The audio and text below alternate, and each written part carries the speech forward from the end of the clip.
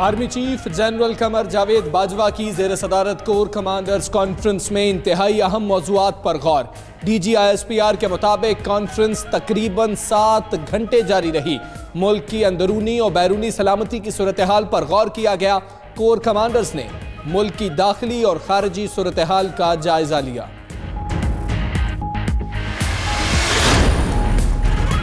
D G I S P R کل دوپہر 3 بجے اہم پریس کانفرنس کریں گے۔ Major general Asif Kapoor corps commanders conference کی بات چیت سے آگاہ کریں گے۔ ملک کی سلامتی کی صورتحال اور دیگر اہم معاملات پر بریفنگ دیں گے۔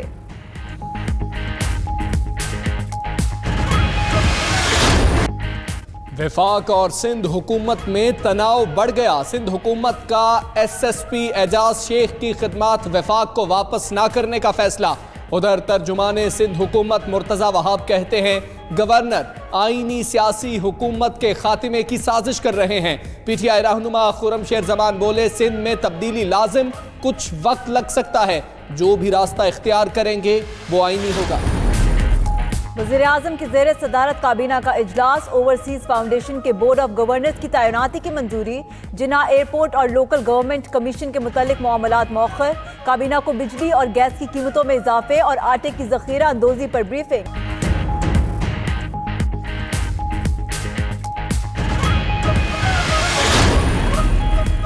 وفاقی کابینہ کی اہم بیٹھک۔ 0 آور اجلاس میں مریم نواز کی بیرون ملک روانگی کا تذکرہ۔ ذرائع کے مطابق فیصل وابڈا سمیت کئی وزراء نے مریم نواز کی بیرون ملک روانگی کی مخالفت کی۔ وابڈا نے کہا وفاقی حکومت کسی صورت مریم نواز کا نام ای سی ایل سے نہ نکالے۔ وزیر اعظم عمران خان اور کئی کابینہ ارکان کا فیصل وابڈا کی رائے سے اتفاق۔ بلاول بھٹو کا سیمینار سے خطاب۔ کہا جب تک سلیکٹڈ آتے رہیں گے آئین بھی سلیکٹڈ بنتے رہیں گے۔ اگر ہم کسی کو سننے کے روادار نہیں ہوتے تو انسانی حقوق فراہم نہیں کر سکتے۔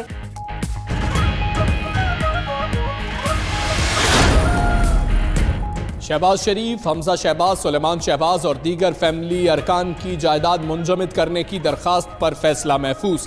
لاہور کی احتساب عدالت فیصلہ کل سنائے گی۔ ادھر نیب کو حمزہ شہباز سے جیل میں تفتیش کی اجازت مل گئی۔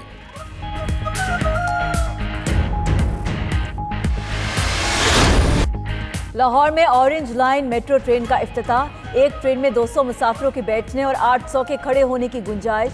ٹرین ڈیرہ گجرا سے علی ٹاؤن تک 27 کلومیٹر کا فاصلہ 45 منٹ میں طے کرے گی۔ چین سے 27 ٹرینیں لاہور پہنچ چکی۔ شہریوں کو اورنج لائن ٹرین میں سفر کرنے کے لیے مزید 3 ماہ انتظار کرنا پڑے گا۔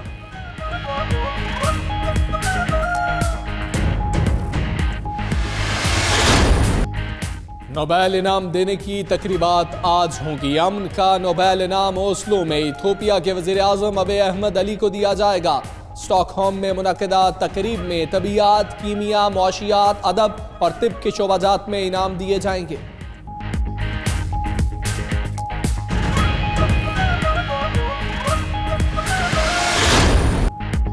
پاکستان 10 برس بعد ٹیسٹ کرکٹ کی میزبانی کے لیے تیار۔ راولپنڈی میں سج گیا میدان۔ ٹیسٹ سیریز کی ٹرافی کی رونمائی۔ پاکستان اور سری لنکا کل آمنے سامنے ہوں گے۔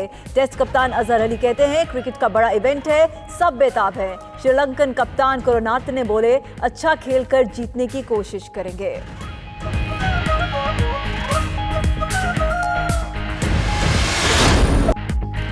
سابق کیریبین کپتان ڈیرن سیمی کی ماڈلنگ کے میدان میں انٹری۔ کرکٹ میں اپنے منفرد سٹائل سے پہچان بنانے والے سابق ویسٹ انڈین کپتان ڈیرن سیمی نے شارٹس پہن کر ریمپ پر ایکشن دکھائے۔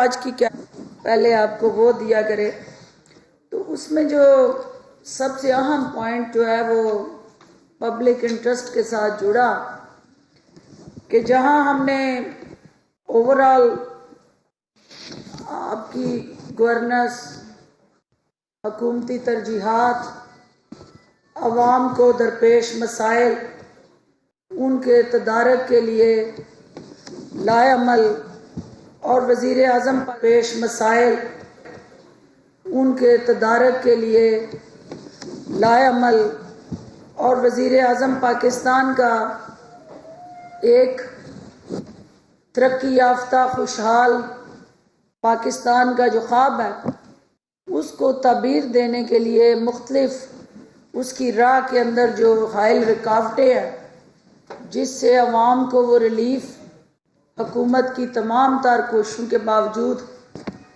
اس طرح سے پہنچ نہیں پا رہا، وہ تمام جو ہرڈلز ہیں اس میں کچھ لیجسلیٹیوز ہیں، کچھ آپ کی پروونشل اتھارٹیز کا رول ہے، کچھ آپ کے فنانشیل ایشوز ہیں، آپ کا عدالتی نظام کے اندر بہت سارے ایسے پبلک ریلیف انیشیٹو جو عدالتوں میں پینڈنگ ہیں. تو بڑی ڈیٹیل سے کیبنٹ میں بحث ہوئی اور حکومت کی 15 ماہ کی جو کارکردگی ہے اس کا جائزہ لیا گیا، اور وہ تمام ریلیف جو حکومت نے وزیر اعظم پاکستان کی ویژن کے مطابق پبلک انٹرسٹ میں اناؤنس کیے، ان کی نچلے سطح پہ جو عمل درآمد ہے اس کو باریک بینی سے دیکھا گیا، اور اس میں اسپیشلی جو پبلک ریلیف انیشیٹوز ہیں جس میں گیس بجلی کی قیمتوں کے حوالے سے وزیر اعظم پاکستان نے اس حکومت کو سنبھالنے کے فوری بعد جو یہ 2 بنیادی ضرورتیں ہیں عام پاکستانی کی، اس کے ساتھ جڑا جو ریفارم ایجنڈا سامنے لانے کے لیے متعلقہ منسٹریز کو ہدایات دی تھی، آج وزیر اعظم پاکستان نے دونوں منسٹریز سے، منسٹری واٹر اینڈ پاور اور منسٹری آئل اینڈ گیس سے تفصیلی بریفنگ لی، اور پرائم منسٹر آف پاکستان کو وزارت توانائی یعنی ان کی طرف سے، جو منسٹر صاحب کی طرف سے بریفنگ میں یہ حقیقت کھول کے واضح کی گئی کہ جب ہم آئے تو سرکولر ڈیٹ جو ہے اس نے کس طرح ہماری اسپیس کو کم کیا، اور اس کی وجہ یہ تھی کہ جس ریٹ سے بجلی پرچیز ہو رہی تھی اور بجلی پیدا ہو رہی تھی اس کا ایک ٹیرف ڈفرینس تھا، اور وہ ابہام تھا، irregularities تھی، اس کو ایڈریس کیا گیا، اور گردشی قرضے جو ہیں ان کی جو اماؤنٹ تھی اس کو آہستہ آہستہ کم کر کے 12 ارب تک لایا گیا. اسی طرح کیبنٹ کو بتایا گیا کہ جو 300 یونٹ تک کے صارفین ہیں ان پہ بجلی کا اضافے کا، فیول ایڈجسٹمنٹ چارجز کا، یا تیل کی بڑھتی ہوئی جو قیمتوں کی وجہ سے جو آپ کو ایفیکٹ پاس ہوتے ہیں اس سے بچانے کے لیے حکومت نے ان گھریلو صارفین کو اب تک 242 ارب کی سبسڈی دی ہے، اور صنعتوں کے شعبے کو اسٹرینتھن کرنے کے لیے 29 ارب کی سبسڈی یہ حکومت ان صنعتوں کو دے چکی ہے. اور زرعی شعبہ جو ریڑھ کی ہڈی آپ کی معیشت میں رکھتا ہے، اور خاص طور پہ ایک ایگرو بیسڈ کنٹری ہوتے ہوئے کسان کے لیے اس کا بوجھ شیئر کرنے کے لیے زرعی شعبے کو 100 ارب کی سبسڈی جو ہے وہ فراہم کی جا رہی ہے. اور کیبنٹ کو بتایا گیا کہ اس سبسڈی میں جو ہمارے گھریلو صارفین ہیں اس میں 45 ارب کا جو ہے فردر اضافہ کیا گیا. وزیر اعظم پاکستان نے بلوچستان کے حوالے سے اور رورل فیول پروگرام جو کسان جو ہے وہ بجلی پہ اس ٹیوبویل کو چلاتا ہے اور اس کی مد میں اس یونٹس کو دوبارہ سے ری اسٹرکچرائز کر کے، تو منسٹری توانائی کو یہ ہدایات جاری کی ہیں کہ وہ واپس سمری لائیں، دوبارہ اس کو افیکٹو میئرز اور ریفارمز کے ساتھ جوڑیں کہ وہ پیسے جو صارف پے کرتا ہے، اور وہ انڈسٹریل صارف ہے یا آپ کا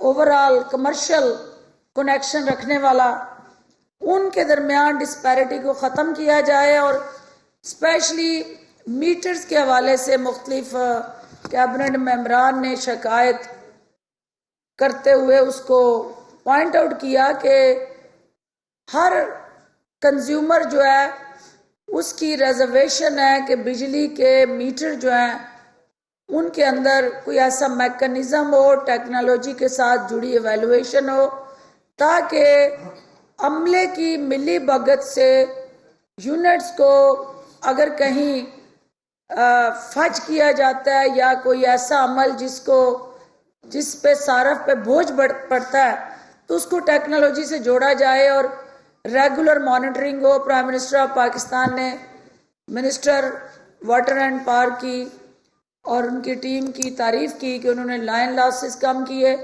انہوں نے ایڈمنسٹریٹو میئر لے کے ان ڈیسکوز کے اندر جو irregularities ہیں ان کو امپروو کیا اور ڈیسکوز کے سٹرکچر کو بہتر بنانے کے لیے ایک ریگولیٹری میکنزم متعارف کروایا، اس کی پراپر امپلیمنٹیشن اور ٹائم لائن کے ساتھ کہ کون سی ڈسکو کس طرح ریفارم کر کے کتنے ٹائم پہ اس کا ایفیکٹ جو ہے نظر آئے گا، اس کو ٹائم باؤنڈ کیا گیا۔